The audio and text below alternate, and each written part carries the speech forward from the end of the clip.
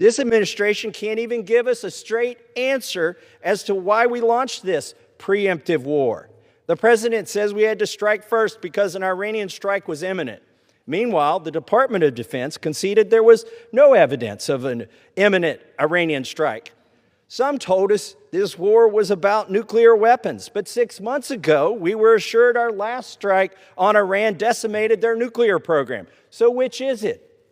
I think the most candid answer came from the Secretary of State, who told the press that Israel forced our hand and dragged us into this war again. And that truth is the very reason why it is Congress that must decide war. If American lives are to be risked and American blood is to be shed, that decision must be debated and voted on by the representatives of the American people. And that debate is meant to be arduous. And that vote is meant to be hard. I have a theory.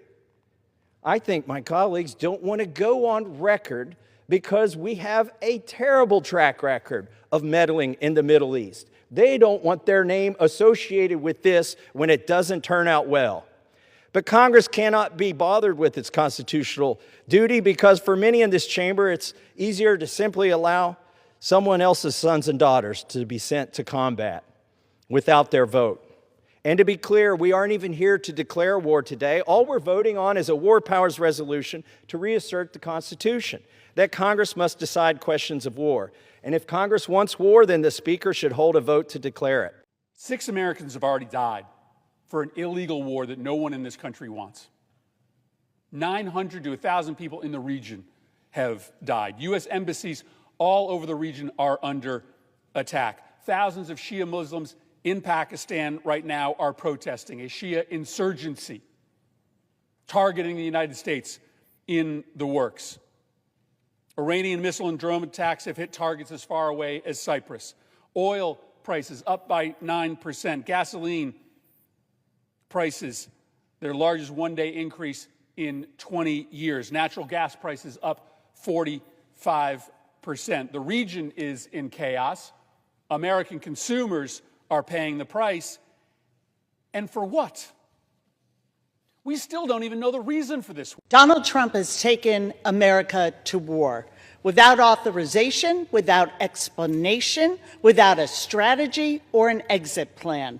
6 brave service members have already given the ultimate sacrifice. Others have been wounded, and Americans are stranded across the region. And what do we hear from our commander-in-chief? He shrugs and says, that's the way it is. And how about that ballroom? The American people do not want their sons and daughters shipped to another war in the Middle East when they don't even know what the mission is. They want a country where their children can do better and reach higher than their parents did, where they don't just survive but can actually get ahead, where a doctor's appointment is not a luxury. And what are they getting instead? Republicans have been raiding their health care, their Social Security, their veterans' benefits, all to enrich the billionaire class. Illegal tariffs jacking up prices, secret police murdering Americans in the street, a corrupt DOJ that covers for pedophiles while denying their victims justice. We know that war's hell, and we also know that combat's worse. We also know that Congress declares war, not the President of the United States. I love this country. I love the United States of America to the point that, like everybody here, I signed up to serve and risk my life. And then I lost brothers and sisters who had that same love for country and love for each other. Another generation should not go fight in an open-ended, ill-conceived regime change war in the Middle East. Wars are easy to start and hard to finish. And this one, let us not make a mistake, was a war of choice.